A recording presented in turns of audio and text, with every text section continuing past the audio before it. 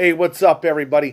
Welcome back to the Dr. Quack podcast. I want to thank my special guest, Olivia, for coming on today and sharing her ABCs and much, much more. But today's show, part 2, this is going to cover Crown Jewel, the aftermath, what's going on in the WWE the last week, the NFL, and my Quack Attack. But first, we've got the WWE. This is something I've been wanting to talk about since the incident happened. Talking about the airplane incident. Talking about allegedly Vince McMahon did not get his money from the Prince of Saudi Arabia because he was supposed to be getting paid for that show and he did not. So Vince McMahon decided to cut off WWE Network over there, and it made the Prince of Saudi Arabia mad. Made him upset.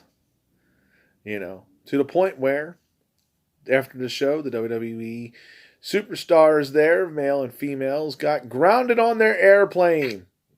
Were not allowed to leave the country. Of course, they tried to say it was a malfunction on the airplane, but I think we all know different by now. Superstars were very pissed off, which I cannot blame them. They either chartered themselves over to SmackDown on a separate flight, or they missed the show. I do believe that it was pretty bad of what happened here. I mean, partially Vince and the company should have got paid their money, but in the same respect, grounding superstars and then Vince McMahon fleeing and leaving them. Taking select people with him, but majority of the superstars were left behind. Really bad. That's bad business. That's, bad employee-employer relationship right there. A lot of wrestlers, none of them will, of course, go out publicly and say it, but there's been a lot of insider through Dave Meltzer going that they want out of their contracts when they expire. They will not renew their contracts, a lot of them. So it'll be interesting to see how that turns out. But because a lot of the stars were overseas, we had SmackDown. And SmackDown had a lot of new faces. In case you haven't heard on that as well, WWE is now sitting stars that have been, put in the show for months and months and months and giving some new people some chances. So that includes the NXT Invasion. That's where it's getting great. Survivor Series. Can't wait.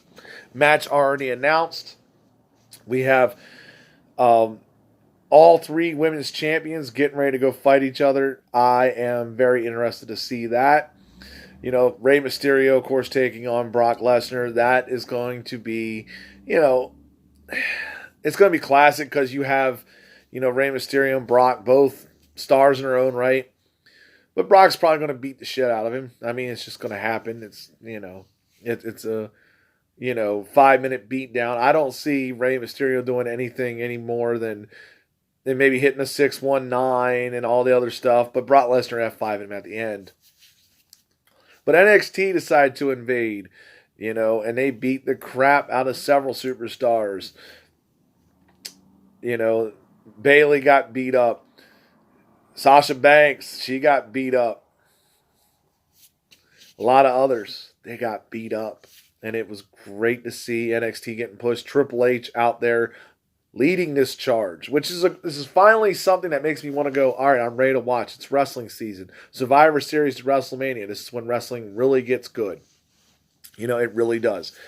It's where, you have all the big matches and they want to do the storylines. And now you've got all 3 fighting each other. Can't wait for that. Of course, Raw, SmackDown, let me tell you. Brock Lesnar decides to say, I quit SmackDown because he wants to fight Rey Mysterio. Yeah, that was priceless. I'm like, really? And they switched champions. The Fiend is now on SmackDown, with the Universal title. Brock Lesnar over there with the WWE title on Raw. So also, you have Monday Night Raw. Let's get to that here. Seth Rollins had an interview with Triple H because he doesn't know where he wants to go. Oh, God, where does he go? Nobody knows. So Triple H offers him an opportunity in NXT, and they had a match here on the main event, of course interrupted by Adam Cole's men as well, and the whole NXT crew coming out and Raw crew coming out and fighting each other in a nice, Pier 6 brawl at the end, which I'm fine with. Brock Lesnar, of course, came on there beating the crap out of everybody, looking for Rey Mysterio, through the announcer, through the table. I can't remember his name. I'm sorry. I apologize. But Rey Mysterio came out, hit him with the lead pipe. It looked good. I'll say that. It's setting up the feud. But like I said, Lesnar's going to win this in the end. You're not going to see Rey Mysterio beating Brock Lesnar. I mean, what is this? Pro wrestling? Is it rigged? But yeah, you shouldn't see that. I'd be shocked if you do. But, all in all, I'm happy to see the NXT Invasion go down. I think that, this is going to be a great month for wrestling. It really is. And, I'm really interested to watch. I mean, this is going to make people tune into NXT to see what Raw or SmackDown does. This truly will make you want to watch. I didn't watch NXT yet. I will be watching it later on. So maybe I'll give a report next week and see what happens on that. So now I'm on to the NFL, the National Football League. And, of course, I have to, talk about the aftermath of the Patriots-Ravens game, last week. I knew this was going to be a tough game. I knew it was. And, I was shocked, and especially the first quarter. First quarter, I was really shocked that the Patriots defense played the way they did. It was really wild just watching them run down the field. I'm like, what is really going on? 17-0. I mean, they came back second and third quarter. Fourth quarter, Ravens took over. They were only down by 10 about the fourth quarter, but the Ravens kind of sealed that. It is what it is. I mean, I will tell you this is my player of the week, Lamar Jackson. I will give him full credit on this. That was a great game for him. He did wonderfully on that game. My thing here is, and a lot of people, and I'm watching all over people comments about, oh yeah, he's going to be great. He could be great. I am not going to deny that. My only worry with Lamar Jackson is, can he slide? He's taking some hits. He knows how to rush out of the pocket, knows how to, run the ball really well, but you're going to come across, a good defense here that's going to nail you, and you might get hit. And RG3, Cam Newton, already on IR, by the way. There's another guy that used to run, doesn't run much anymore because he's been hit. It's a short lifespan for a running quarterback. Not saying that Lamar can't win a Super Bowl, not saying that he's not a great player, but longevity-wise, I mean, look, Brady's not a running quarterback, 20 years. Aaron Rodgers, for the most part, not a running quarterback. Been playing, I think, close to, 15? Drew Brees, not a running quarterback. Almost 18 years, I believe, 18, 19.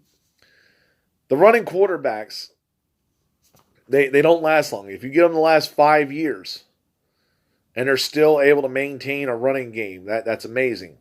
A lot of times those players, even Michael Vick, he got kicked out of the league a little bit and then came back and had that one good year with Philly. But you notice he had to have a lot of pocket presence. He had to stay in the pocket a lot, maneuver in the pocket. He didn't run down the field as much as he did when he was with Atlanta. That is my big thing with him. But yes, he had a great week. I'm not going to deny that. I'm sure that the Patriots and Ravens will most likely meet in the playoffs at some point. It's going to be a tough game. I mean, Patriots' schedule coming up. They got one loss already. I figure their record to be 12-4 when they get done. I figure there's 3 more losses out there that's potential. It's all going to depend on, who's playing. Talking about Patrick Mahomes, if he's back by then, how well he's doing. And things like that. But I would say 12-4 would be a solid benchmark. Worst case scenario, I'll say 11-5. Best case scenario, I'll say 13-3. It's going to be somewhere in that area. Excuse me. They're going to most likely win their division, I would say. They should beat Buffalo, I think, a second time around. That I'm not taking them lightly, but they usually do pretty well against Buffalo. And I got a feeling that they will. It's going to be a close one there. I think they might even get a first-round bye. Home field advantage, maybe, maybe not, but first-round bye is really what they're looking for, and that would be good to go. So there's my wrap on that. You know, the Niners, the only undefeated team in the NFL, and they don't get a lot of credit, especially offensively. You know, the run game's good, their defense good. Jimmy Garoppolo, doesn't get a lot of credit, which cracks me up. Another Patriot, ex-Patriot on another team. Jacoby Brissett got injured, another ex-Patriot, and he'll be back. And the Colts are looking good this year. Don't underestimate the Colts. That's all I'm going to say on that. Antonio Brown. Antonio Brown is on the media page all day. He is trying to get playing with a team. And according to sources, there are several teams interested in bringing him in. Because guess what? You don't have to worry about a trade deadline. That's long and gone. He's a free agent. Anybody can pick him up later in the season if they really want to. So it'll be interesting to see who does that. I don't think New England's going to be one of them. I don't think Oakland's going to be one of them. But you never know in the NFL. My picks. Here we go. My Week 10 picks here. We're going to take tonight's game. I'm going to take the Raiders over the Chargers. I'm going to take the Ravens over the Bengals. I'm going to take the Niners over the Seahawks. And my upset pick, I'm going to take the Carolina Panthers over the Green Bay Packers. I just feel it, something in my bones. I don't know why. That defense is really good. And I feel like, Aaron Rodgers is not going to be playing the same as he did a couple weeks ago. So, that's my picks there. Now I got my one more thing. My Quack Attack! Quack Attack. Yeah, I had to do it. I know. This is on one more topic. It really just kind of grinds my gears. You know what grinds my gears? And this grinds a lot of people's gears. Remakes. Why does Hollywood have nothing to offer the people except remakes? Why? I mean, they had to remake Child's Play. They remade every single horror movie just about. I'm surprised The Breakfast Club hasn't been remade. I'm waiting for that to come out. I really am, because how's that going to work? I mean, students in detention having their cell phones, is that what's going to be? But the one remake that got me this morning, they're talking about in production, The Warriors. A lot of people don't realize this, but I guarantee you a lot of movies that are considered 80s movies came out in 1978. And, Halloween was up there. Carrie was up there. The Warriors was up there. And these were all great movies. If you have not seen it, that is my movie of the week. That is what I'll be watching here later today, because that was one of my favorite movies. I hate the fact that they're going to try to remake this. What, are you going to cast The Rock for every damn thing? I mean, that's what I'm wondering here. I'm sure that's going to be... The Rock and Kevin Hart will probably be playing their Lynn Swan here. I mean, Jesus Christ. What are we doing? Why, Hollywood? Why are we messing up everything? Why?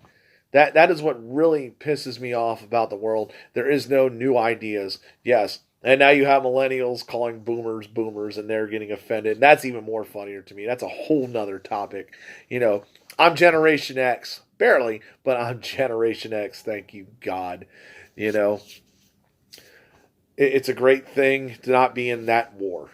But I'm telling you, remakes in general, they're talking about making Scream 5 now. Scream 5.